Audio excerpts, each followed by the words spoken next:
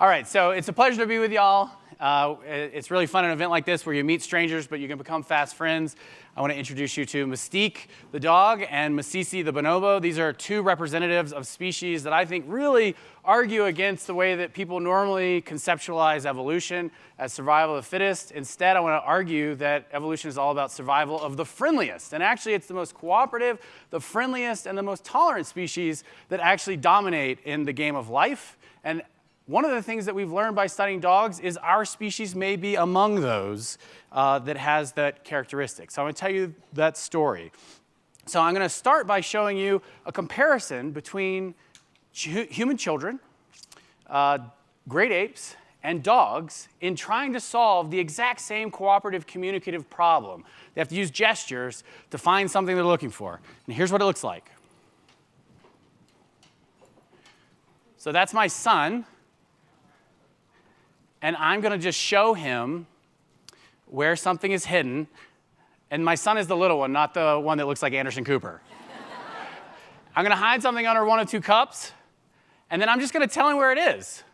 I'm gesturing to where it is.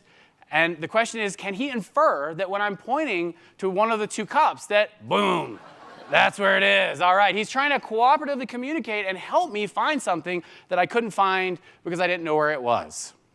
This is something that's critical for human development. I'm explaining to Andersen, he's shocked by this, to learn that this simple skill is the foundation for language and cultural abilities that then further develop after you're 1 to 2 years of age. If you don't have these skills, you don't participate and have adult-level language and cognition. What we found is that apes, like this bonobo that was just depicted, doesn't show the same skills. And the remarkable fun finding is that our best friends living at home are amazing at solving this same problem that is crucial to human development, understanding our gestures. So I wouldn't blame you if you wouldn't have predicted this finding, because most people would think chimpanzees look like us. They think like us in most ways. They're our closest genetic relative. Bonobos are as well.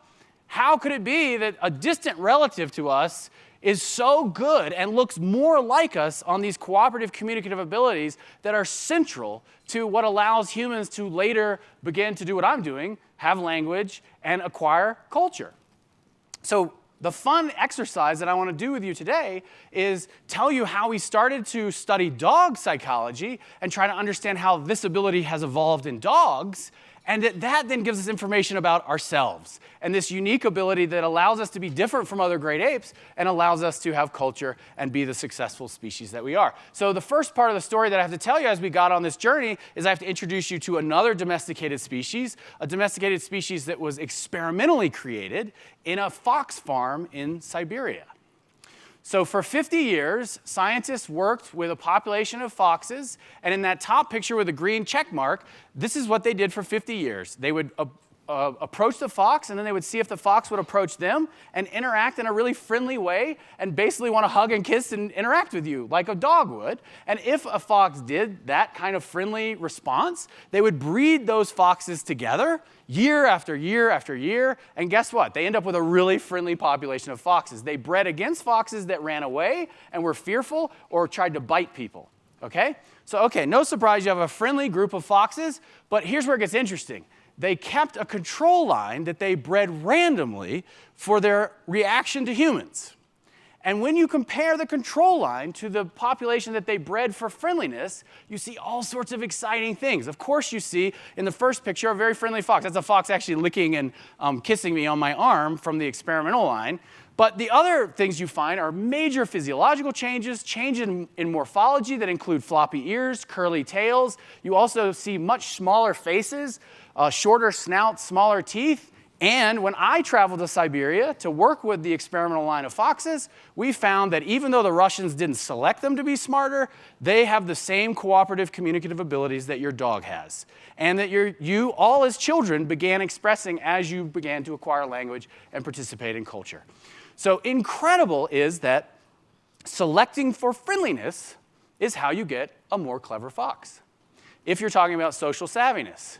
So how could all these things be linked? It doesn't make any sense. Well, if you study the development of the brain and the neural system, it ends up that a mechanism called the neural crest mechanism has been identified, where stem cells early in fetal development that are responsible for the development of the brain are also responsible for the development of all sorts of other things, including pigmentation, your fight or flight system, and bones and cartilage. If you change how the brain develops and neurons so you have a friendlier brain, guess what? The stem cells that produce those neurons also produce all these same things, and you change how pigmentation, brains, cartilage, and other physiological responses develop as well. They're linked in development. So let's think about dogs now.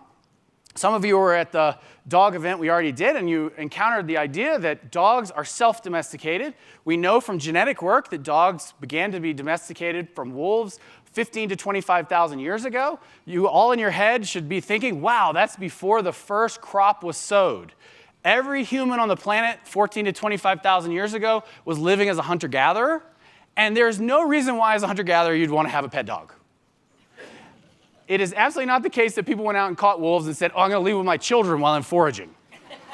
Instead, what we think happened is there was really strong selection for friendliness. The friendliest wolves could take advantage of a new ecological niche. As humans lived in more spatially unified places, they were creating garbage, and that was easy for wolves to take advantage of, as long as they were friendly enough to sneak in at night and take advantage of that new, rich ecological resource created. That sets up the same process we saw in the bly of foxes. There was selection against wolves that would be aggressive towards people, selection for those that could be friendly. And when you compare wolves to dogs like dingoes or feral dogs, not your typical European breeds, you see many of the exact same changes that you see in the foxes. Changes in the same physiological responses to stress, changes in morphology, including that shorter face, and of course the cooperative communicative ability we observed earlier. Dogs evolved through selection for friendliness via natural selection, not by us intentionally creating dogs. What I'm suggesting is that dogs evolved through a process we're calling self-domestication, that there was an increase in survivability and your ability to reproduce through friendliness, that there's these accidental byproducts, the change in morphology, physiology, and even cognition that just happens as an accident of becoming friendlier.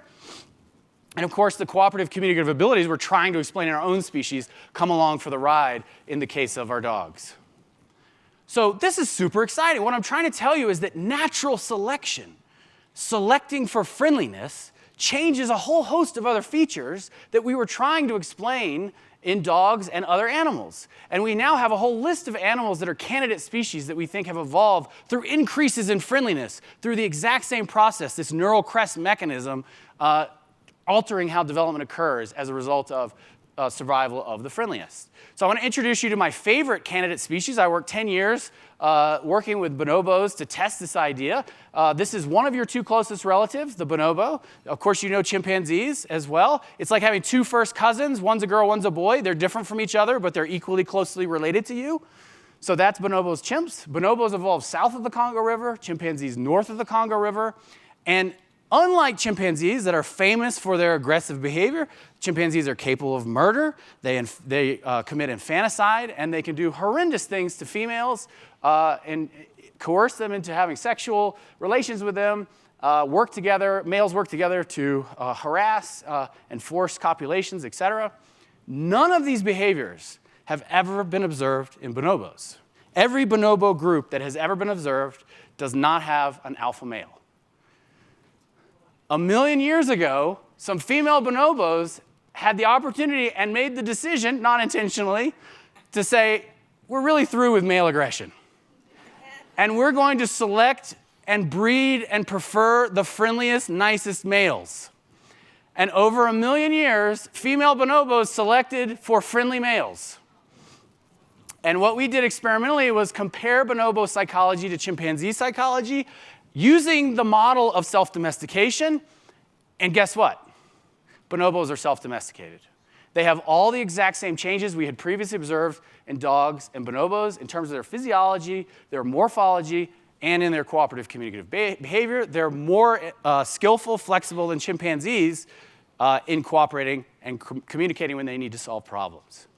So there has been survival of the friendliest, and it's the friendliest bonobo males that were at the greatest advantage because female bonobos work together. They refused to accept male aggression, and they actually were able to select males to be friendly over 1 million years.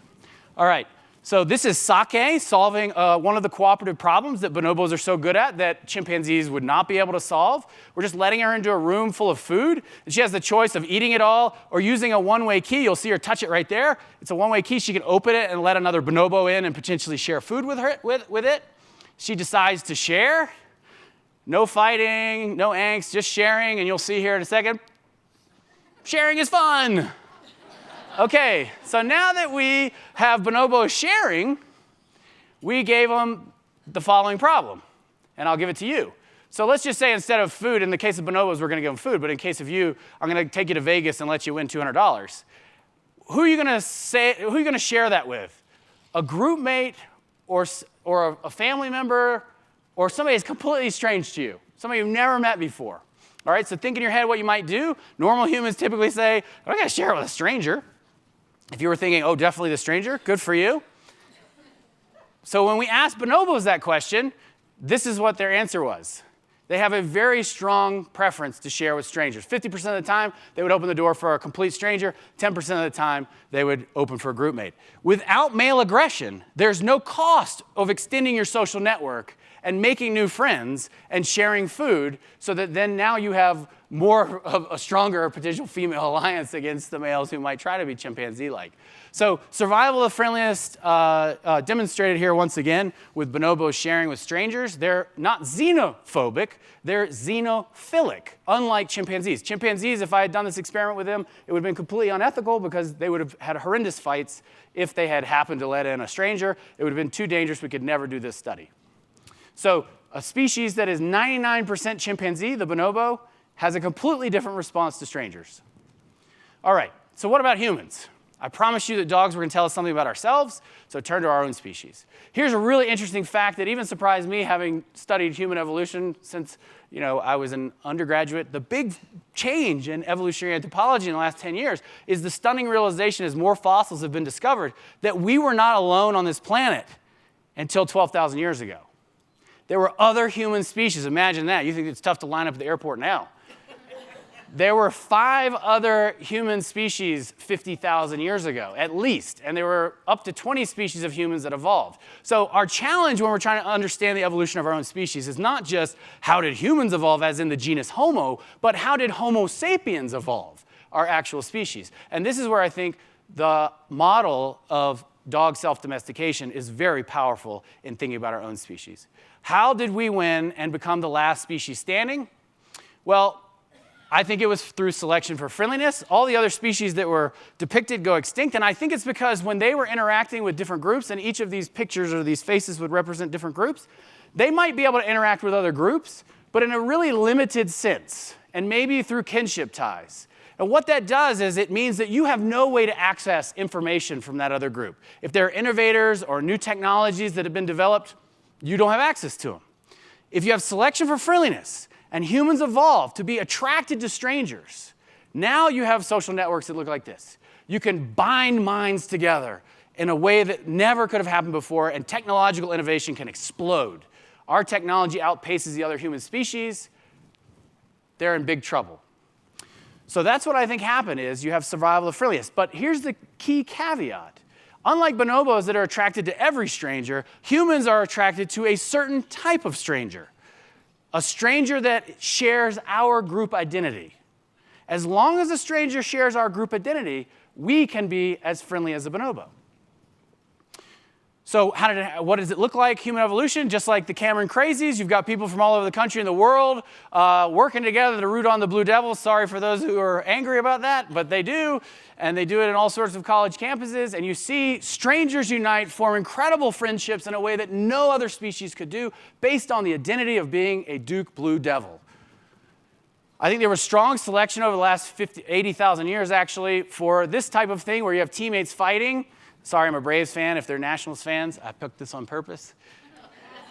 And when you compare Neanderthals to humans in the fossil record and the inferences we can make, you can see the exact same change in friendliness towards strangers. We can infer, and there's evidence for physiological changes, morphological changes, and that change in cooperative communication that we saw in all the other species as a result of self-domestication. So let me give you some concrete examples. This is work I did looking at fossil humans, but when I say fossil humans, I mean all Homo sapiens, all humans of our species. And when you compare humans before 80,000 years and you look at them after 80,000 years, what you see is domestication in our species' face. We have the face of a domesticated human. We have a shorter snout, a narrower face, and you can see the robust brow ridge on that older human goes away, and now we have this very nice, juvenilized looking face of friendliness. So we have very friendly faces for a human species. The other thing that makes our face friendly is something that helps me deal with the problem of, well, wait a second, domesticated animals, they always have some strange pigmentation. What's the change in pigmentation in our species? Well, it's all the white sclera that you're flashing at me right now. Every human on the planet has white sclera. That's the whites of your eyes. It ends up that every other primate species pays a metabolic cost to create melanin, to hide eyes, to camouflage eyes. Our melanin has been reduced and actually completely taken away so that we can cooperate and communicate in a way that other species can't. We know that how you form oxytocin loops with other people, how you get brain synchronization is all increased through contact between white sclera. And manipulations, experimental manipulations, including those that I've done, have shown that when white sclera are present, people, even if you're not even aware that that's been manipulated, it increases your ability to cooperate. Even in public good games, if there's any economist here, if you want to manipulate public good contributions, basically have people pay more taxes, if while they're making the decision they're white sclera, people pay 30% more. And it's because it's activating automatically parts of your brain that are very programmed to want to cooperate, communicate, and not be detected cheating. And if you don't believe me, imagine this guy walks into work one day. I've just taken that same human and put chimpanzee eyes on him. And what I think happened is about 80,000 years ago, our eyes went white, and it increased our ability to cooperate and communicate in a way that no other human species had ever been able to do before. So our story is very similar to that of the dog. We have fitness through friendliness. Accidental byproducts occur morphologically, behaviorally, and cognitively. One thing I forgot to say when I was talking about our relatives is all of them have large brains. All of them have, there's archaeological evidence that all of them were fantastic at making tools. Many of them probably had linguistic abilities as well. So you can't explain our species versus theirs with just saying, oh, we have a big brain and we're cultural. It had to be something else, and I think this is it. So it also helps solve a paradox, because when is a bear the most lovable? When it's with its babies and it's frolicking in the snow like this polar bear with its babies. But when is a polar bear most terrifying and you want to stay away from it and it's fierce and would rip you to shreds? When it's with its babies, right? Because what happens is that polar bear loves its babies. And so because it loves and can show kindness and tenderness at the height of its interaction with another individual in that context, it's also that exact same context where they're most likely to show the most horrific violence. And what we think is, in humans, all that's happening is replace baby with like me. And we are the exact same. We have evolved to identify strangers like us and to love them and to care about them better than any other species before us. And we can show kindness and compassion as a result. But unfortunately, when those that we love and those we share an identity with are threatened, that same mechanism, that cooperative communicative ability that allows us to bond and do the things that no other human species could do, it can be shut down. It can be shut off. The same mechanism that evolved to allow us to do remarkable things as a species. It can be turned off, and that's what allows for the worst forms of explicit prejudice and explicit dehumanization. When that mechanism shuts off, when we feel that our group is threatened. So how do we summon our better biological angels? It may seem hopeless because I'm telling you what I just told you, my polar bear model of human social behavior. What I'm suggesting is this is a human universal. You will not find a human brain that doesn't behave this way. We evolved to deal with each other this way. It's our secret sauce to outcompeting the other humans. So it's hopeless, right? No. That's not the way at all to think about it. In fact, there's decades of research on how you can have people from lots of disparate groups who might see each other and might feel threatened by one another, not feel threatened, and actually unify that group into one group and encourage cohesion. And by contact and integration, you build what is critical is cross-group friendships. And through cross-group friendships, you immunize the human brain against dehumanization, against the worst forms of bias. And the research is so solid, there are meta-analyses of meta-analyses. We know what the solution is. And the question is, how do we implement? And I will end it there with these two who formed the most remarkable cross-group friendship. And if they can do it, we can too. Thank you very much.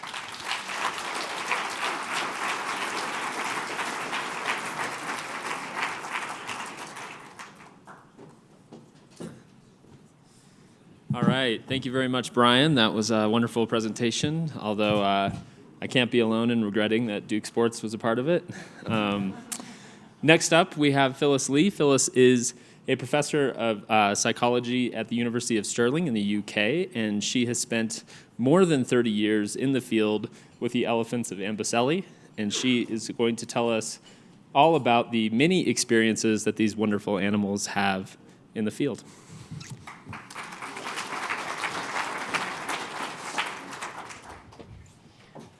This is a really hard act to follow.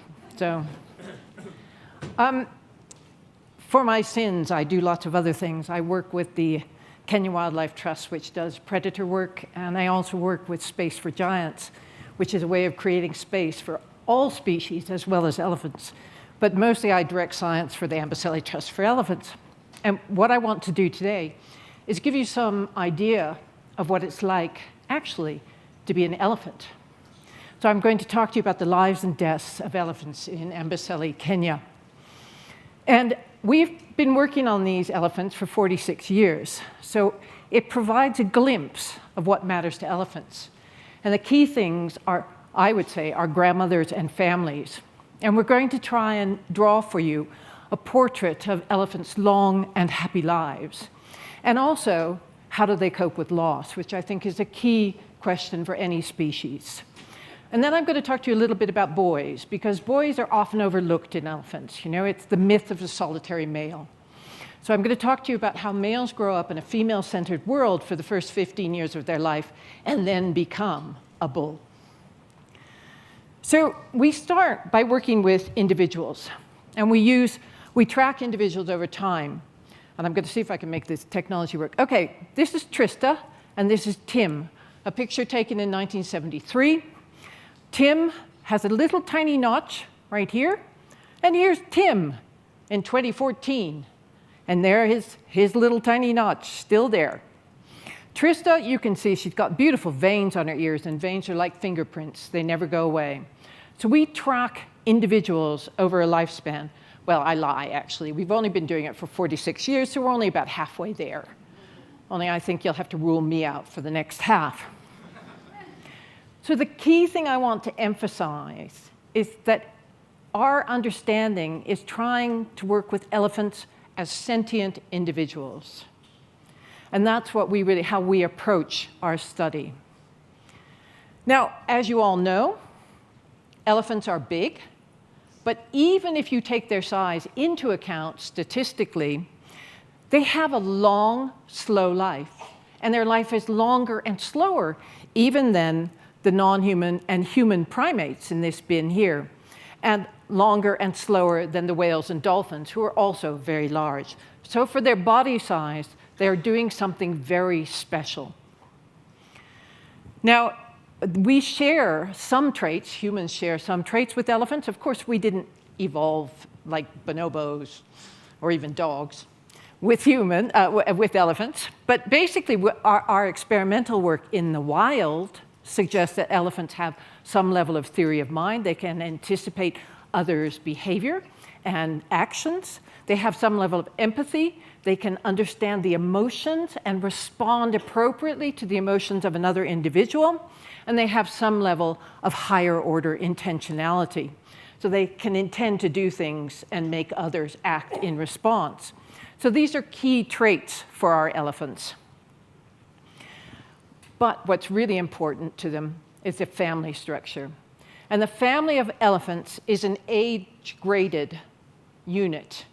And it contains mothers and grandmothers, daughters and sons up to the age of 15. And this is really important. This is a beautiful old female Quilla, who's now dead, unfortunately, and this is her grandson, who was born in 2010. Now, as I said, elephants live in units, mother-offspring units. And if you were studying forest elephants, which I've done in Gabon and in Congo, they live in these little tiny units of mothers with their kids, just their dependent kids. But in savanna elephants, what we find is that they form extended families. And these are families with mothers and daughters and grandmothers and sisters' children. So these are really complex units. And this is just an example of that complex unit. This is the CA family. And when they were first recognized in 1972, there was Cruella was the matriarch. Sorry, guys, you know, the names are bad. Cruella, Courtenier, Carolyn, and Sybil were the 4 reproductive females in this family unit. And by 1976, only poor old Sybil, with her non-reproductive yet adolescent daughter, were left in the family. And as time went on, Sybil died in 2001. She had a long and happy life. Her daughter Crystal then became the matriarch of this family. And then Crystal died in 2013, prematurely, I would say. And then, yeah, typical, isn't it? Typical. This little girl, Caroluma, became the matriarch. So they're complex systems of descendants, and power translates over these generations. And they really are complex family units. And some of them, like the CAs, have always been small. And some of them have started off small, like the EBs started off small, about 12 individuals. They're now over 50 in a single family. And others have simply gone extinct. So there's no real, there's a lot of different diverse stories to these families. Elephants also form these huge aggregations. And I flew over elephants in Tsavo National Park in Kenya one year with the warden. And we estimated that there were over 1,000 elephants in a single aggregation. But in Amboseli, we only have about 1,600 elephants, and they don't very often get into a single aggregation. But on a daily basis, elephants will be in a group of 2 or a group of 200. That's kind of what you've been doing today. Okay? And think about how complex that is, how many friendships, alliances, meetings, and greetings you have to do to maintain that on an hourly basis, which is a really interesting cognitive challenge for elephants. So how do we tell that they're friendly? Well, they have these amazing reunions. And the reunions, whenever somebody's been separated for a short period of time from their family, they'll come back together, they'll have a reunion, and the reunion will consist of these very high-level greetings. And these greetings have sound and fury and wonderful contact and peeing and pooping and circling and talking to each other, shouting. So they're very noisy and very smelly. And that's how you can tell that elephants have friends. Now, one of the things that's really important for elephants is that they live in families in order to rear babies. And we can demonstrate that because we can show that mothers help their daughters rear their daughters' children. So that's the grandmothers who are helping calves. And what's really important, we found, is that calves survive twice as well if they've got helpers, female helpers and grandmothers in their family. And that daughters who have a mother reproducing with them in their same group, rather than competing like all the nasty primates do, and including some humans, they actually do better if their mother's reproducing with them. They have a shorter interval between reproduction. So this is actually a really unusual form of cooperation in the animal kingdom. Now, elephant social dynamics, we would argue, aren't just about, sort of, I came here to sit down and listen to somebody talk. They're choices. Actually, you made a choice, I hope, to come hear us talk. You'll be liberated soon, it's all right. So elephant social dynamics are about cognitive choices. And these cognitive choices are, where do you want to be? And who do you want to be with? And do they want to be with you? And do you want to be in the same place at the same time? And these are not simple questions. And elephants are incredibly good at doing this, and they're doing it all the time. This is just to show you, this is spiderweb. It's called a social network. And these are the 30 really well-known families in Ambacelli, and we've looked at who hangs out with whom. What you can see is that some individuals, for example, here, the VAs and the DBs are really good buddies, and the BBs and UAs are really good buddies, and the MAs and WAs are really good buddies. And in fact, they kind of fused for a while when one of the matriarchs died, and now they've separated again. But poor old Quilla over here, she kind of associates a little bit with everybody, but doesn't have any friends. And that's quite interesting. So again, it's the individual nature, and it's personality-driven. So it's the personality of the matriarch that's really important in determining who wants to be with you. Because if you're a mean, grumpy old cow, nobody likes you and nobody will associate with you. Whereas if you're a really friendly, gentle, knowledgeable person, individual, everybody hangs out with you. So for elephants, because they live in these age-graded families, death is always natural. The majority of the death for elephants is at the end of life and at the beginning of life. So it's the calves and the old guys who die until humans intervene. And one of the things that's happened over the last 10 years has been the poaching epidemic that's basically wiping out 20 to 30,000 African elephants a year still. So this is a really important thing. And we've been able to look at the consequences of death for our elephants. And what happens when you lose a family or friends? And what we find is that you tend to get atypical groupings. So you associate with people you wouldn't, individuals, elephants, that you wouldn't have normally associated with. You lose calves, they're more likely to die. You have very slow rates of reproduction when you have a disrupted family.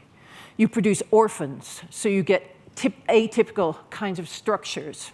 And we also think that it actually inhibits the adolescents from starting to breed. So there are lots of consequences of disruption. And this is what you'll see as a result of poaching. Now, what we've found is that if you have natural mortality, even if it's very high, you get these phenomena, but the elephants can recover. And they recover from mortality very quickly, both socially and reproductively. And that's really important, because that gives us hope for elephants in the future. Now, of course, if you're making all these cognitive decisions on a daily basis about who to be with, where to be, you have to deal with food that's seasonally variable. It changes over space and time.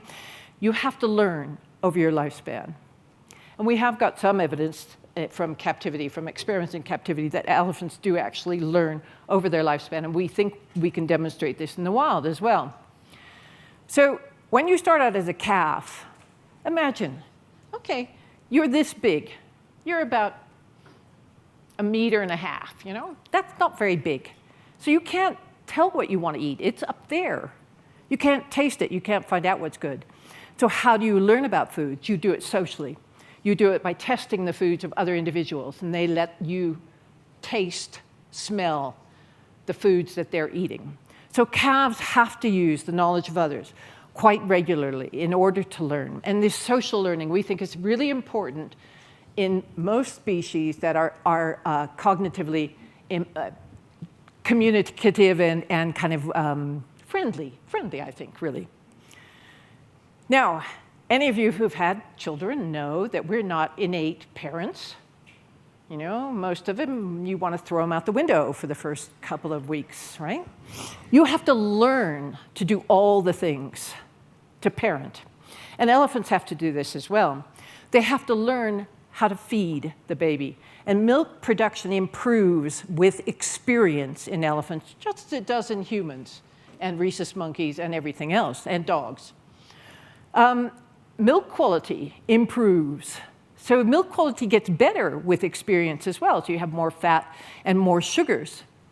We also know from our own experience and from elephants that responses to signals of need, the fact that mothers know when their babies are tired, when they want to rest, when they want to suckle, when they want to play, improves with experience.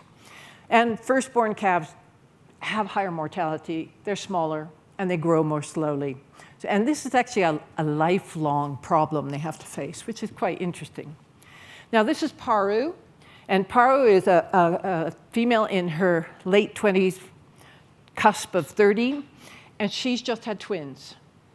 And that's really interesting, because this is only the second twin birth we've ever had in over 1,500 births.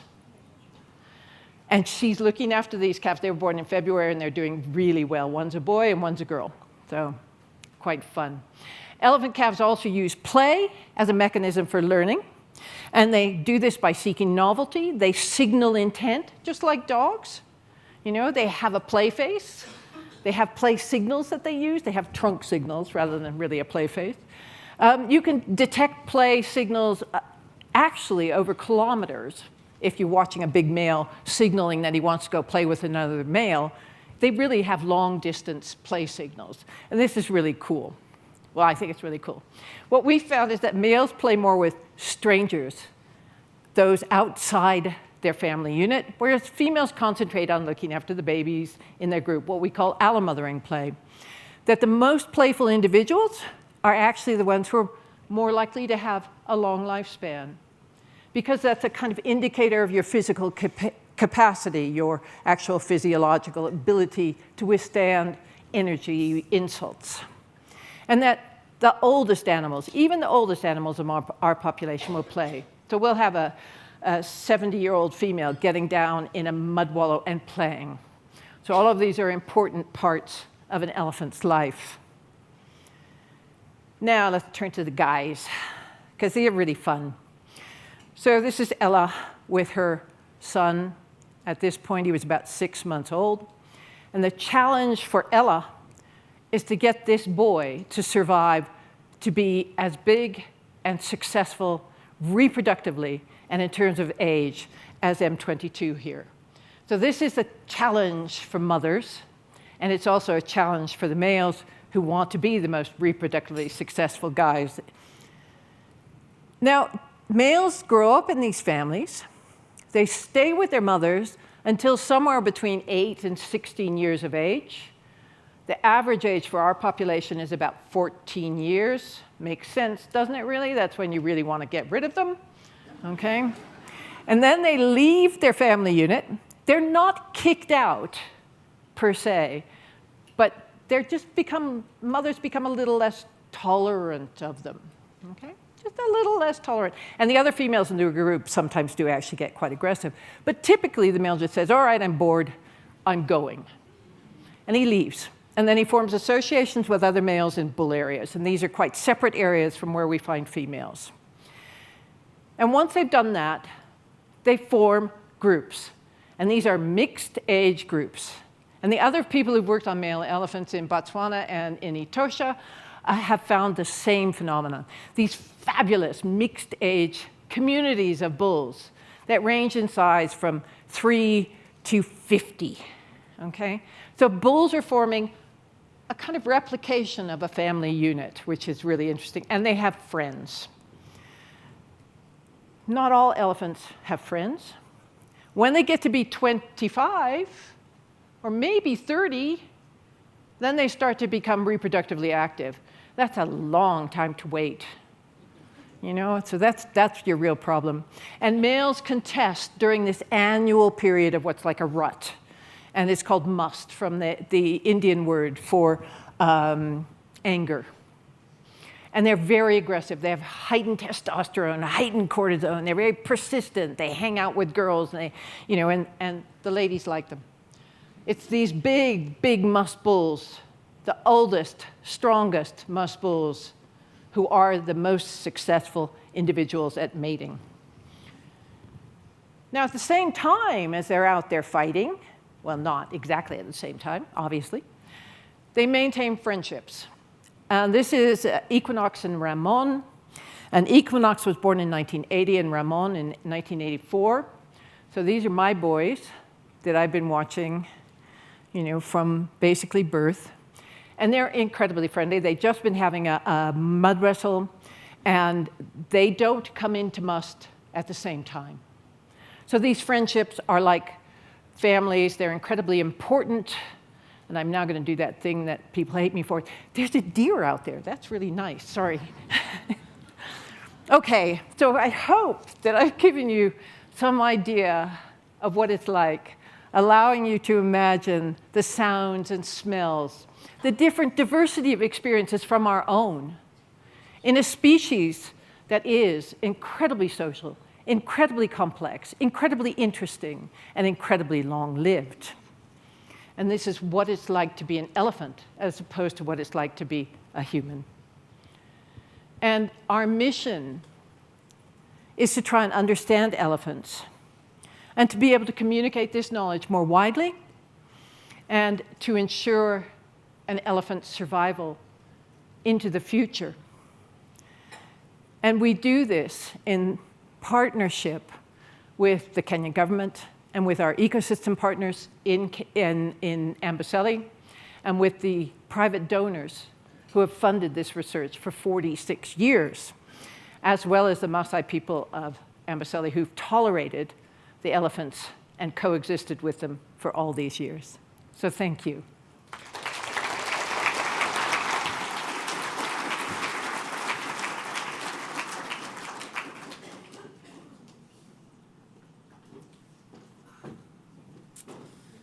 All right, thank you, Phyllis. That was wonderful, although I am sort of filled with career envy now. Next up, we have Laurie Santos. Laurie is a professor of psychology at Yale. Earlier today, we were having lunch, and she told me that most people are trying to figure out whether animals are as smart as us, and she's trying to figure out whether they're as dumb as us. She's going to talk to us about the economic behavior of monkeys and how it's different and similar to ours.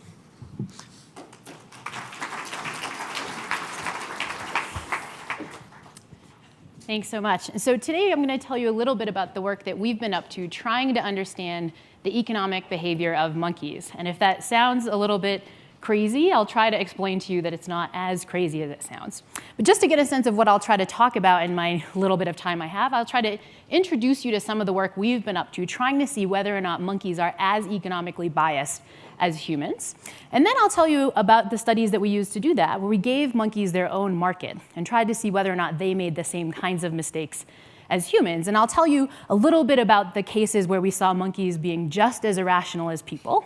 And then I'll end with a domain where we started to see that humans were, in fact, special, that we were unique in our own species, but not unique in being a smart species. In fact, we seem to show human-unique irrationalities, human-unique dumb biases.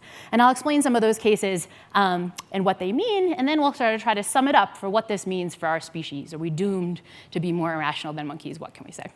Okay, so just to get started, I think you're kind of getting a sense of where this talk is going, is that, of course, humans are an incredibly smart species, right? We are not seeing Aspen Ideas festivals out in bonobos or in dogs or in elephants, smart though they may be. So yes, we should kind of pat ourselves on the back. But if you've been going to any of the other sessions here today, you're learning that humans aren't always as smart as we could be. This is why we have the Aspen Ideas Festival, because we have things like the financial collapse. We have things like fake news. We have all these cases where even though we're an incredibly smart species with culture and language and tools and all this stuff, we also can be incredibly dumb. And we can be dumb over and over again, even reaping the consequences of, in some sense, our dumbness. And this is what I wanted to look at in our lab. We wanted to get at the origins of this stuff. Where do these kinds of irrational strategies come from? And the reason for doing this is that if we understand where these kinds of dumb biases come from, maybe we can stop them. You know, if they're built in, we're going to have a different strategy for dealing with them than if it's something that we get from culture or something that we get from our experience. So we could study this origin question by looking at human development. We could study very young human kids, try to see if they're biased, try to look and see how those biases change over time. But the way that I try to study human cognitive origins is to study cognitive origins over evolutionary time. And Brian and I were joking that whenever you show one of these evolutionary trees, it's very hard to figure out who you put as the human. So I put myself. But since I'm talking about irrational biases, it's a very humbling move rather than an egotistical move. But this is your quick version of your family tree. That's me over there on the branch with all of you. And then we can kind of cruise over bonobos and chimpanzees, the great ape species you heard Brian talking about, old world monkeys, that third branch right there, with rhesus monkeys. And then this right here is the guy that we're going to be talking a lot about, the guy that we focused on, a new world monkey species known as the capuchin monkey. We picked these guys in part because they're incredibly social, incredibly smart for a monkey species, and they represent a pretty distant phylogenetic ancestor. So we thought if we see some of the dumb biases that we see in humans in these capuchin monkeys, it might tell us something about how evolutionarily old these biases were. And so that's what we set apart to do. We tried to see whether or not we could study some of our most irrational tendencies in capuchin monkeys. And at the time, we worked with a group of capuchin monkeys that lived in a big social enclosure at Yale University that allowed us to get up close and personal with them and try to design the kinds of experiments we could use to get at their irrational biases. And when we started this work back in the 2000s, it was right around the time of the financial collapse. We were talking about Lehman Brothers. We were talking about what had gone wrong in our economic markets. And that gave us some inspiration because we said, hang on, this might be a great spot to start with our monkey studies. Can we actually try to study some of the economic biases that we classically see in humans in non-human primates? And this is, of course, an easy thing to do because humans are not very rational when it comes to money. We know this from countless kinds of studies in behavioral economics. And just to give you a sense of your own irrational biases in action, I'm going to have you all do a study that was made famous by the Nobel Prize-winning economist Danny Kahneman. So you're going to do one of Kahneman's studies. So I want you to pretend that you're a Princeton undergrad, as Danny Kahneman's studies was done with Princeton undergrads. So get in Princeton undergrad head. And here's your choice. You Princeton undergrads are going to be given $1,000. And this was Princeton undergrads in the 80s, so like $1,000 is like a lot of money, right? Now you have your $1,000 and you have a choice. You can either take a risk, in which case I'm going to flip a coin on stage, and if it comes up heads, you're going to get $1,000 more. If it comes up tails, you get nothing. So that's sort of option number one for how to make more money. Option number two is that you don't have to take a risk. You can just play it safe. You can take an extra $500 with certainty. So now here's the actual audience participation part. How many go with option number one, take a risk, show of hands? How many go with play it safe, show of hands? Yeah, you guys are you simulated well. Princeton undergrads in the 80s, that's what folks do. People tend to play it safe. They don't really like risk. Nothing irrational with that. What's irrational is what happens with an exact same set of outcomes, but a slightly different framing. So now, again, imagine you're Princeton undergrads and you're given this choice. You're now given $2,000. You think this is twice as good, but now your choice is how you're going to lose some money. But you still get a choice. Your first option is that you could lose some money in a risky way. Again, I'm going to flip a coin. Now heads is bad. Heads means you lose $1,000. Tails mean you lose nothing. Or you could play it safe. You could just avoid the risk and give me the $500 back with certainty. Now I'll take a different audience measure, which is smirking, because some of you are smirking, which means you might have the same intuition that Princeton subjects had, which is like, now that risky option seems pretty good. Like, now that opportunity not to lose anything seems awesome. And if you're smirking, you're smart enough to do the math on this to realize those two final outcomes are the same expected value, and they're kind of the same presentations of the same thing. Like, what is going on that our intuition is switching around? Well, what I'm showing you are two classic biases that behavioral economists have talked about. The bias of reference dependence, which means that we pay attention to particular reference points. We don't think in terms of absolutes. We think in terms of whatever our starting point was. If it was $1,000, $1,500 seems great. But if it was $2,000, $1,500 seems terrible. That's reference dependence. But you're also seeing a second bias in action, which is what's known as loss aversion. And that's that we find changes in the negative direction much more salient. We really don't like going into the red at all. And that causes us to avoid situations that have losses in them. And that's why many of you felt that that risky option the second time was better.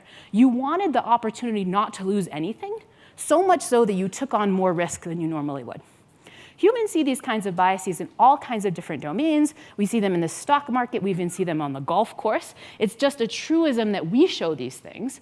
But are these the kind of things that we could see in non-human species? Like if I gave monkeys a bunch of money and gave them the same choices I just gave you, would they show the same kinds of biases? This is what I set out to do with my colleagues, the economist Keith Chen and my student Venkat Lakshminarayanan. We said, let's do this. Let's ask monkeys about their biases. Now, if you're paying attention, you probably have an intuition, which is that this is going to be a hard enterprise because monkeys don't actually use money. I know most of you don't hang out with monkeys, but I'll tell you that generally speaking, they don't like exchange money with one another. So we had this methodological problem of how we could ask this.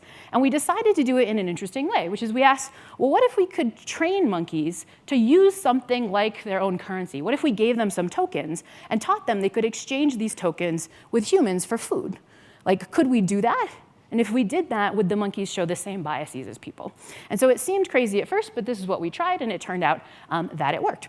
And so we quickly were able to teach capuchin monkeys that they could trade these tokens with humans for food. Capuchins are a really curious species, so when they leave their big social enclosure to come out when they're hungry to do some tests, they kind of tunnel out to the testing spot, and there's these big pile of tokens. They pick them up naturally. There's a human that's standing there holding some food, which they want, and they kind of come out with the token, and you sort of swap it with them, and all of a sudden, one-shot learning, they get it. Trade the token for food. And here's just what it looks like in a quick little video of monkeys trading some tokens.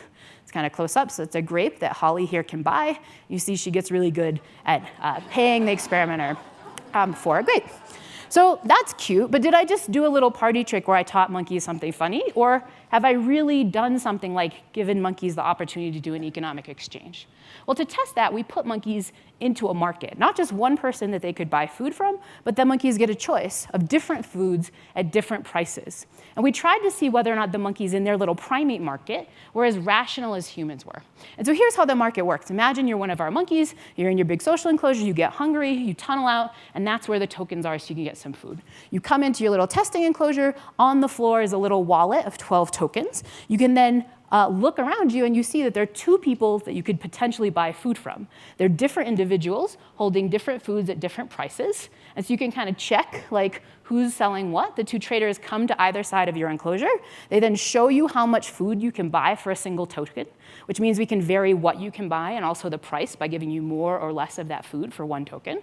And then you just get to choose. You give one of these two guys a token, you buy a food, he gives you the food, and then this keeps going till you spend all your money. Sometimes folks ask, do monkeys ever try to save? No, they blow through their wallet as quickly as possible, just like we do, you know? All right, so here's what this looks like. Imagine you're a monkey, and you come in for testing one day, and you meet Kirk, experimenter red. He's holding a grape, which monkeys like, so that looks pretty good. You're like, who's on the other side? You see Justin, experimenter purple, and he's going to offer you 2 grapes. Question is, who do you shop at, right? You guys are rational consumers. What do the monkeys do? Well, let's see. It's kind of a monkey eye view of this. Red's on the left, and purple's on the right. And here's Honey, another one of our monkeys. She's kind of impatiently waiting for the market to open. And you can see her choice. 1 grape or 2, and you find that Honey does the same thing that we would. She shops at experimenter purple. And so this was generally what we found to our shock. These monkeys who had no training in this economic market behaved rationally in all the spots that humans behaved rationally. They shopped for experimenters who gave them more food. They could pay attention to risk, so that even over risk, they could maximize their earnings. They kind of looked like little fantastic monkey economists. In fact, my colleague Keith Chen is fond of saying that if you just had the monkeys' data in a spreadsheet, you would think that they were human traders. They looked that rational. But these were all on questions where we behaved kind of rationally. What about those ones that I just showed you, these cases of reference dependence and loss aversion? Do the monkeys show that too? Well, to test that, what we did was to just give the monkeys their version of that same set of scenarios I presented you with when they're trading over the potential for losses and gains. And here's what that looks like for monkeys. Monkeys come in and they get a choice between Vlad and Wesley. They look like they're going to get 1 grape from each of them, but each of these guys is going to give the monkeys a bonus. So Vlad is a safe bonus. Every time you trade with Vlad, you learn he adds 1 extra grape to give you 2. Whereas Wesley's a bonus, but he's a risky one. Half the time you trade with Wesley, he doesn't give you any bonus. But the other half the time you trade with Wesley, he gives you 3 to get double what you thought, right? And so if you're tracking this is the same scenario you got. Do you want an extra safely, or do you want to take the risk? What did you guys do? You went safe? What did the monkeys do? Well, we find that at rates of about 70%, they end up choosing Vlad, about the same rate that you see in Princeton undergrads.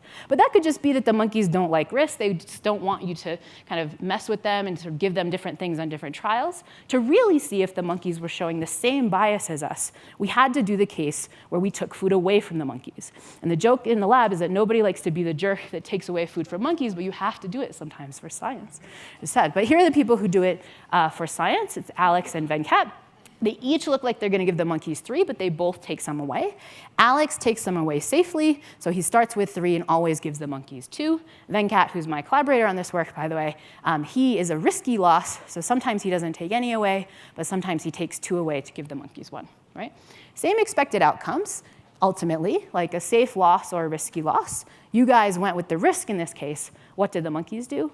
Well, what we find is that just at the same rate as humans, the monkeys go with the risky option. They also tend to seek out risky opportunities when there's a chance of losing out, just like humans. So we started these studies back in the day, and we found all these cases where the monkeys show the very same irrationalities as humans do. They overvalue things that they own. They tend to rationalize their own decisions. For a long time, we thought that every single bias we saw in humans in our economic market, we might see in the monkeys too, until we did our last set of studies. And that was the last set of studies trying to see whether this was true. Are monkeys always as irrational as humans? They often are, but are they always going to do it? And we found one domain where we thought that the monkeys might be different.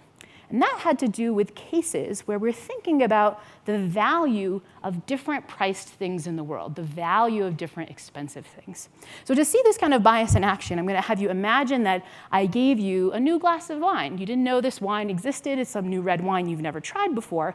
And I want you to tell me how much you like it. Researchers Hilke Plassman and her colleagues have done this. And they do it in a funny way, which is they try to lie to people about how good the wine is. And so you'll be in this situation. I'm going to ask you how much you like this wine. And the real wine I'm picking is going to be a not-so-great bottle of wine. It's going to be like $2 Chuck, little $5 bottle of wine. But I'm going to lie to you and tell you different information about how much the wine costs. In one case, I'm going to tell you this is a $5 bottle of wine. Rate on a scale of 1 to 6 how much you like it. And this is what people do on average. They give it about a 2.3 rating, right? Kind of gross wine. But what if I lie to you and tell you that it's a $45 bottle of wine? Like, it's the same wine, right? These are wine-experienced people. But what you find is people don't act like wine-experienced people. When people think the wine is more expensive, all of a sudden they give it a higher rating of the very same wine. You might say, well, that's like a gross bottle of wine, like people don't really know. What if you give them a really, in theory, nice bottle of wine, you do a $90 bottle of wine, but you again do the same thing. You either lie to people and tell them it's $10, here's the rating you get there, but when you actually tell people it's $90, all of a sudden you get a rating that's almost twice as high. You might say, well, these are just subjects who want to seem cool about wine. They want to act like they like the more expensive wine more. But Plassman and colleagues are actually neuroscientists. And they were able to run this study not just doing surveys with people, but measuring reward regions in our brain to look at whether or not we find these different priced wines rewarding. And what they find is that if you give somebody a $90 bottle of wine but tell them it's $10, you get less activation in their reward area than if the people think it's $90. So it's not just that we're saying it, it's that our brains are really wired to pick up on information about price and kind of confuse it with some information about value. We think expensive things are good just because they're expensive. And so we wanted to see whether or not the monkeys would show this so-called pricing bias. Do they also fall prey to this kind of thing? And you might think that this is a little bit weird because, do monkeys really understand price? Well, we've shown in our market that they're pretty good at this. And so just to give you a sense that monkeys really did understand price, I'll show you one experiment where we made monkeys experience different goods that went on sale. And we did this in a slightly different way. We gave the monkeys their regular market. And we did this with goods that were a little bit different. We did this with little branded goods. So monkeys this time are buying pieces of cereal, which they quite like, but they're in boxes with different brands, with different symbols on it. And the experimenters wear the symbol, kind of like the Audi salesman that we have outside who are trying to sell you cars. They have that on their shirts and so on. And so one day you're a monkey, you come into the market, you're choosing between Vlad and Kirk, sort of Clover and the sun, and you're getting goods that are equally priced. So you might buy them, half and half, say, depending on whether you like one symbol or not. But then you come into that same market and there's a huge sale. One of these brands, instead of being 1 for 1, you actually get 3 for 1 if you buy the sun. So it's like getting 3 times as much food for this thing. And so the question is, do the monkeys realize that, hey, wait a minute, this guy has gone expensive now, and that this guy has gone cheap? Do they go for the cheap one? And what we find is that the monkeys overwhelmingly, almost at 100%, they buy the cheap brand. Like when things go on sale, they're tracking it and they know it. And we've been able to model this with all kinds of economic models to show that the monkeys treat sales just like humans do. But the question is, does this affect their liking? Does this affect which one they like more, which is what happens with us with the expensive wine? And the idea is that if you're paying for the expensive wine yourself, You might not like it as much. You might go for the sale. I go for the $2 chuck because I'm an academic and I don't make a lot of money. But if you get it for free, you might prefer that one. And so that's what we wanted to test in the monkeys. What about their liking? Do they like the one that seems more expensive more? Do they like that brand better? And so here's how we did it. We taught monkeys about totally new brands that they'd never seen before, and we taught them the price. And here's how this works. Day one, you might come in. You don't have a choice. You just have to buy this expensive brand. You only get one from the star brand from Vlad. And day two, you come in. You learn about a new brand. You're like, oh, horseshoe, it's really cheap. I get 3 times as much food. Great.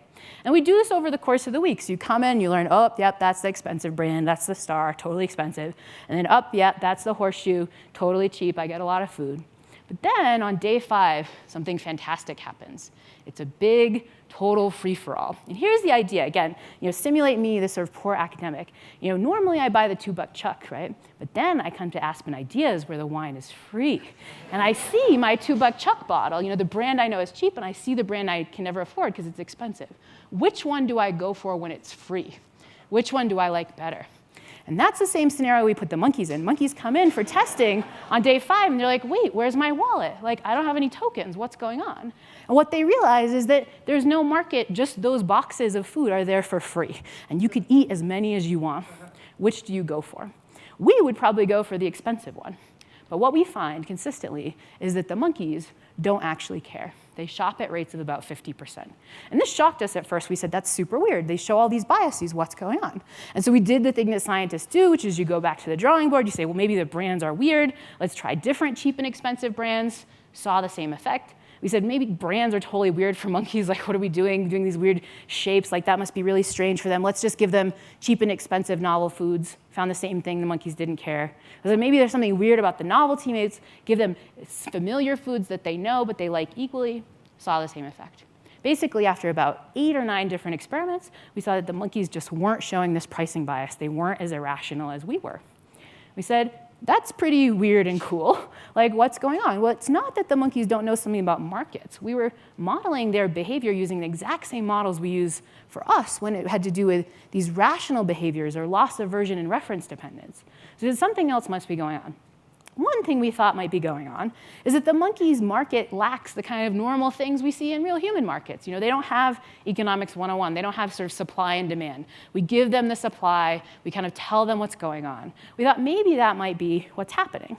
But slowly we began to realize that something else was going on, that something about the way we think of price was a little bit different. It didn't really map onto the kinds of things we saw with supply and demand.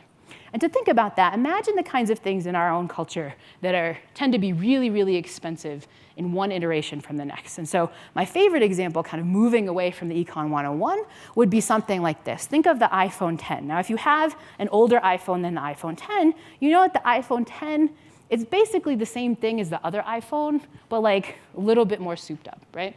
But that's not what you see from the price. Supply and demand would say if you have a product that's just a little bit better, it may be a little bit more expensive. But that's not what happens with Apple goods. These goods get incredibly more expensive than the one before them. And you might think that people from Econ 101 would be like, well, then I'm not going to buy it. Why would I buy this super expensive thing that's doesn't have as many good features as the other one? Well, what the expensiveness signals is not necessarily something about a good. It signals something about how many other people like it. So one of the things we see when we see the iPhone 10 with its crazy price is whoa, that must be the thing that all the rich techie guys want. They all want it. And if you don't believe me about the iPhone 10, this is what happens when the new iPhone goes on sale, where you see videos of people lining up for it. The claim is that the very high price is telling us not information about the product, but it's telling us about social information. The same kind of information that Phyllis and Brian were telling you about. These are pieces of information that we use to learn from one another. What the price is signaling is that it's good for others. Maybe what we realized is that what we were seeing in the monkeys wasn't a bias that was an economic bias. It was a kind of stranger bias. It was a social bias. What we were seeing is a social irrationality where we're so prone to learn from others, we're so prone to pay attention to what other people like, that we overdo that we do that even in cases where it's irrational. And this causes us to look to a slightly different literature between primates and humans, it caused us to ask, do we see other cases where humans are uniquely socially irrational? Cases where we uniquely, because of what others are doing, do really dumb things in a way that other species just don't. And that led us to a different literature on what's called over-imitation, cases where humans tend to imitate a little bit too much. And so to see this in action, imagine I asked you to solve a little kind of funny problem for me. Imagine if I asked you to figure out how to open this box to get out a cool little toy inside. Now, you don't really know how the box works, but there's like only one little spot at the bottom where like something could be hidden inside, and it looks like there's a little knob on it, so you might mess with that knob. And if you did that, you'd realize, yep, that's how to solve the box. There's a little toy dinosaur inside, and you would win the puzzle, right? Totally, it's not like totally obvious how to do it, but it's pretty obvious. You could figure it out on your own.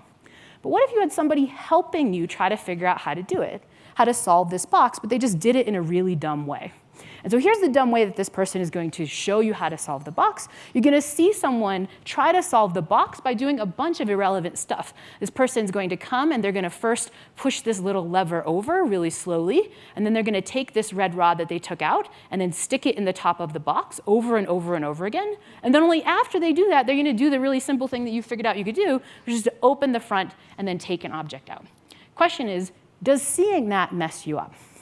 First, I'll tell you what chimpanzees do, because Vicky Horner and her colleagues did a lovely version of this very study with chimpanzees. And what she finds is that chimpanzees don't get messed up by this at all. When they see somebody do this, they completely ignore all these steps, and they copy these things because that's what you need to do, right? That's what any rational organism, in theory, should pay attention to. But what about humans? What about, in this case, I'll show you human children. How do they solve it? And so here's just the video of a human showing the person how to solve this task, and then you'll see what the kid does in just a second.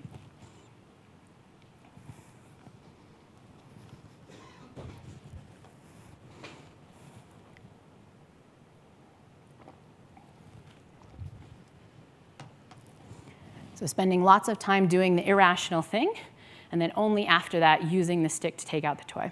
So now the human leaves, he's not paying attention anymore, and the kid gets to play with the box himself. And what you can see is this famous result on over-imitation, which is that kids who could have solved this box on their own completely copy exactly what they see the experimenter do. When you interview kids after this, they will tell you things like, the object would be trapped in the box if you didn't do the first part. It's physically impossible to take the object out unless you do that thing on the top first. And this is when nobody is watching the kids. And so this I'm going to claim, this phenomena of over-imitation, where we copy all these dumb things that other people are doing, this is the seeds of the kinds of social irrationality that we see in our species. And some of you might be thinking, well, that's just a little kid. I showed you the little kid because honestly, the little kid is cuter and less embarrassing than adult humans. But when you do these same studies with a slightly more sophisticated box with individuals of your age, you not only see over-imitation, but you sometimes see it at higher rates than you even see in human kids. And so where I want to end today is when we think in terms of our final thoughts about the evolution of our own dumb behaviors, trying to look at the dumb behaviors that I might have, you can see the seeds of some of these dumb behaviors in our close living relatives. In fact, in our not even our closest living relatives, but even more distantly related primate species in capuchin monkeys, they show lots of the economic biases that we show, but not all of them. They don't fall prey to the social biases we show. And I think that's really important. It tells us that over evolutionary time, we got a lot out of paying attention to other individuals. We learned a lot socially, and that was fantastic. It probably led to the kind of cultural innovations that we see uniquely in our species. But it also led to some glitches. It's kind of like evolution beta version. And one of those glitches might be that we don't have as good of a filter on other people's bad information as we think. I think that's something to ponder and think a lot about as you hear the rest of the talks here at the Aspen Ideas Festival. Is your filter as good as you think? And so with that, I will end and thank you and thank all my fantastic students who do the work so I can come to Aspen.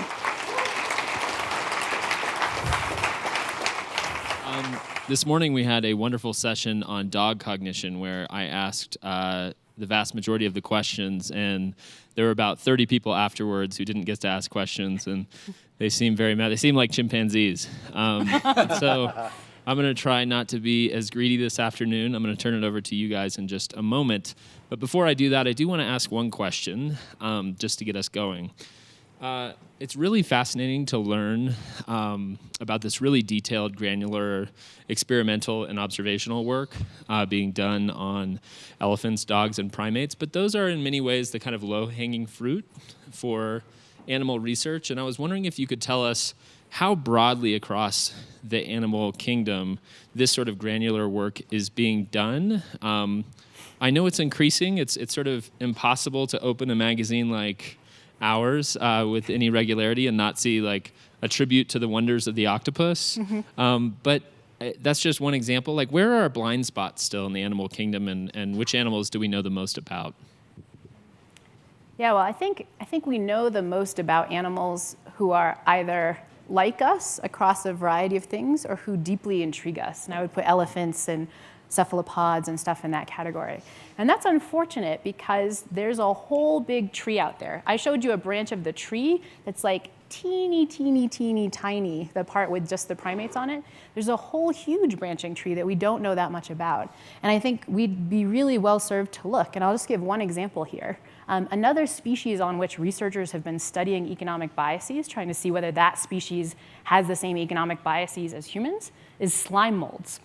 And it turns out that slime molds have a bias known as asymmetric dominance. This is the bias that salespeople use against you, where they give you two prices, and you're like, ooh, I'm going to go with that cheaper price because there's this other reference point there.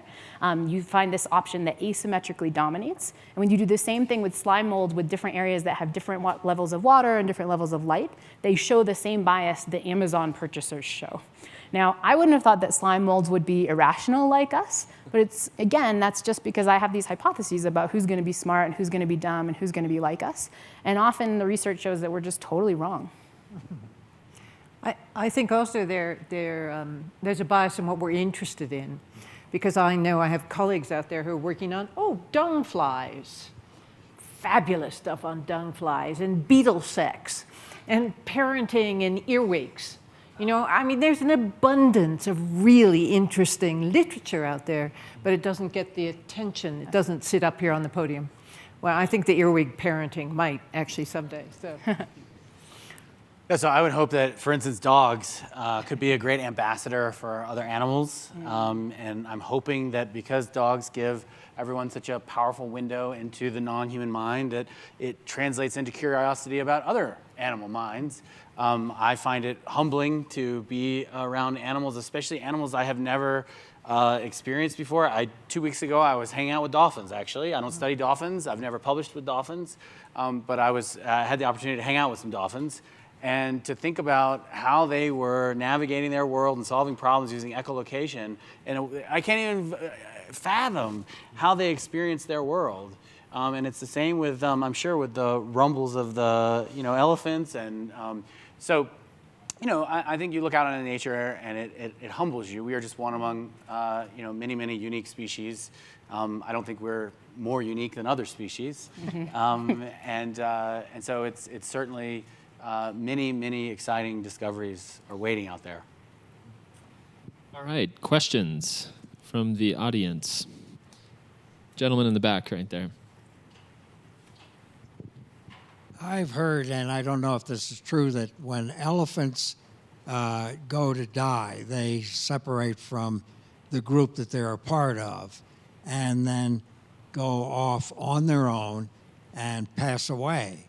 I don't know if that's true or if that's an old wives' tale. But if that is true, do the members of the group that they're a part of anticipate the event in such a way that they recognize the fact that that person or that elephant is going to go off and die? That's a really interesting question. We've seen a few old females who have become very decrepit, I think is probably the only word for it. And one of them, when she started, I looked at her and I thought, oh, she's on her last legs. And she was all on her own. She was near the rest of her family, but she was actually separate from them. And what she was doing was staying by water. because that's what they do, is they go to areas where there's water, and they often die around water, which is why the elephant graveyard myth comes up, because it's someplace where they get some comfort. So, but at the same time, the rest of her family would come quite regularly to greet her and see if she was okay. And then when one of our old females died, her daughter stayed by her until she actually had been dead for some days. So it's quite variable. It depends, I think, again, on the personality of the individual who's dying. But they do go off sometimes. Mm-hmm.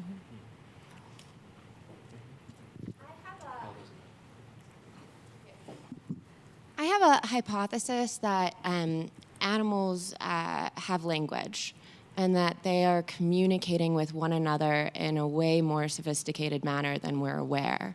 And it's not just body language and signaling with that, but also maybe energy or sounds and actual words. And I have a vision of a world where there's a translator so that we can communicate with them. And I want to understand, what are your current thoughts on animals and language, and any hypotheses you have around finding some common ground so we can better understand one another. You want to go first? I'll go. So I think we know so little about so many species that we've only studied communication in a few of that big branching tree. And I think we just have to be agnostic about how complicated these systems are. I think another error that we've made as kind of human-centric scientists is that often the first investigations of communication in a species is trying to teach that species our communication. So we started with chimpanzees trying to teach them human language, not realizing that they didn't even have the vocal structure in their larynx to be able to produce the sounds that we did. And then we said, oh, we'll teach them sign language and so on. Only later did it come, wait, hang on, why don't we try to discover their communication system? And I think as we've done that, we've learned that lots of species that you might not think are that sophisticated in terms of their communication have a sophisticated communication system and talking about things that are pretty sophisticated. And I'll just give one example here. We now know a lot about the communication system of honeybees, who have a very elaborated system for putting information together and can even talk about things that are not present at the time. They're kind of telling other honeybees information about what's out there in the world. And we also know that it's not just programmed and totally rote.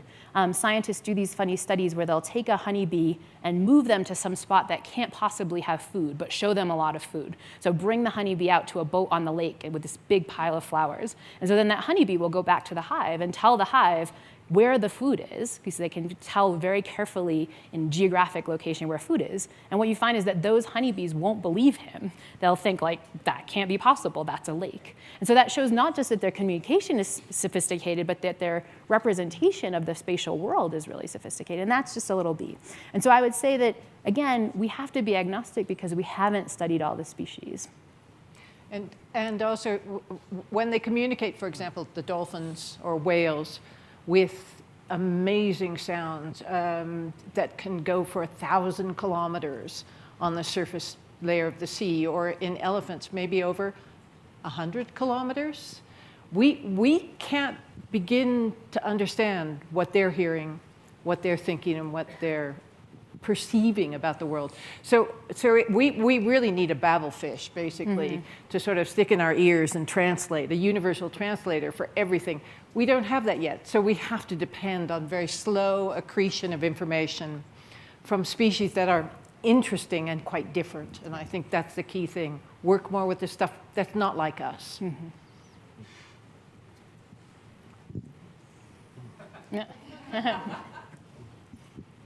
Hi, my name's Kathy. This is a specific dog question left over from this morning, sorry. I was... This will be you. My first business was actually to do warm water dog therapy for older dogs and dogs in rehab. So all the things that people could use water for, dogs could use water for too. I'm wondering what other studies you've seen about interesting new things that we could be doing with our animals. So you lost me on the last part of the question. So interesting things we can do with our animals maybe as they're aging, is that what you mean? Yeah. Okay, all right. So I think the story with, if you have an aging pet, particularly dogs, I think there's nice evidence that obviously things like exercise, water's great. Also, anything you can do to enrich their environment and keep their minds active. I mean, it's essentially the same exact advice, except for the whole 1 glass of wine at night thing. It's pretty much the same story, and how you can come up with creative ways for your dog is, the challenge, I guess.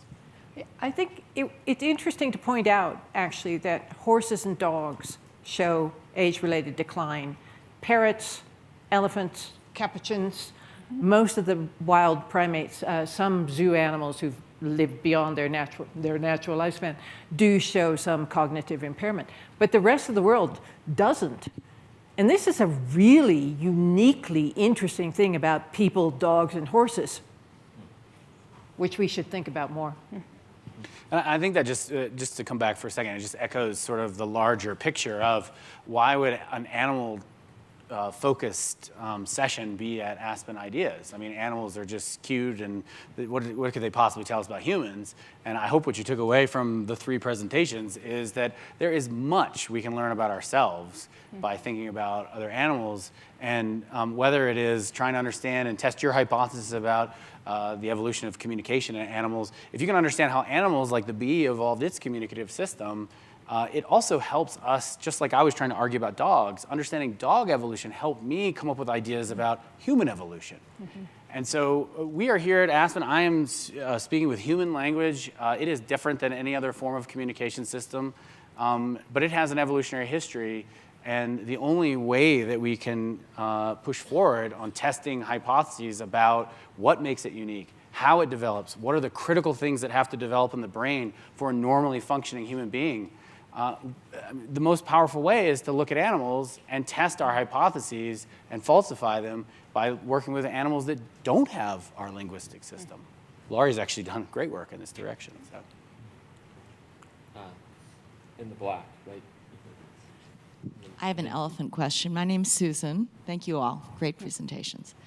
I was intrigued by the matriarch aspect of the elephant societies and the comment that you made that an elephant that's the head of a matriarch that's gregarious, when you showed all the lines intersecting, that with a pleasing personality, that matriarch has more sway. But then you also seem to show that there's a natural heredity aspect. Is it ever merit-based? No. Simple answer. What happens is if there's let's imagine that Caroluma and Sybil's child are about the same age, daughter. And Caroluma gets to take over, and Crystal's daughter, her whatever she is, cousin, says, I don't like you. So the family splits. So what they do is they make choices, but they don't, and they resolve this. They actually do it by communication. They talk all the time. They negotiate. And if they're not good negotiators, other individuals will leave. If they're good negotiators, they get buy-in. So merit may be in the sense of negotiation skills, and it's done actually vocally. They talk all the time. You can hear them chatting away. So it's a very complicated system about who gets to take over. And then you get 2 family units as a result of that. Sometimes they'll stay forever family units, and sometimes this one will die, and then they'll come back together. At this point, we don't know. It's only been 40 years. We're not there yet. And then.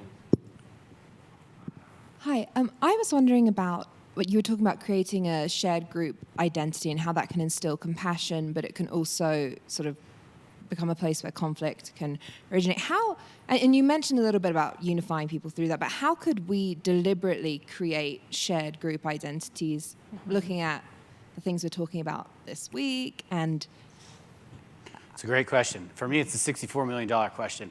My wife and I just wrote, we just turned in our new book. It actually has the same name as my talk, Survival with Friendliness.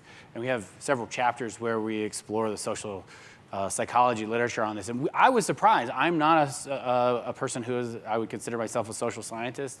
I'm studying animals and really taking an evolutionary approach. But diving into that literature, what I discovered is there are huge amounts of information with really practical, not expensive interventions that were proven during, for instance, integration of schools in the 60s and early 70s that were almost forgotten, as people, I think, weren't realizing that this is part of our human nature and thought maybe culture had moved beyond those problems. And so the interventions that worked in the 70s and 80s, especially in the 80s, early 80s, sorry, they're there. They're there in the library. And I'll just give you one concrete example. There's a teaching method known as the jigsaw method, where instead of having class always be a competition, you actually, everybody in your group has to succeed at learning for you to meet your learning objective. There's interdependence, and that has massive effects on school participation, especially minority students and students who typically might struggle. You have increase in performance in those students, and you have far less later. If you follow the kids that participated in this kind of program, decades later, they're much more tolerant and excited about cross-group friendships. The other thing is, there's got to be a price tag for this thing. We're talking 2 hours a week was the intervention at public schools. 2 hours a week was doing these group activities where you saw these effects. So that's one concrete example. There's many more that I wish I had more time to explore with you. We've got time for one more right here. My name's Robert Potter. Brian said we learned something about humans through this process, and I want to reveal something about this human by asking Lauren a question, and that is, in your little casino on slide 1, you said you get $0 or $500. If I'm going to bet 1,000, I should get $0 or 2,000. I think that was what the scenario. Ultimately, both of those options have the expected value of 1,500. So if you start with 1,000 and you get 500 more, you get 1,500. In the other scenario, you start with 1,000, you either get nothing or you get 1,000 more. So that's either 1,000 or 2,000. So on average, it's 1,500. Then that's two flips. Yeah, and so the goal is that in both of those scenarios, the expected value is the same. On average, it's 1,500. We can play with the numbers, but on average, it's going to be the same. It just depends on whether you get that in a risky way or a safe way. And what the research shows is that we switch our preferences for the very same thing. And that's why it's so powerfully irrational. So the original bet is $500. I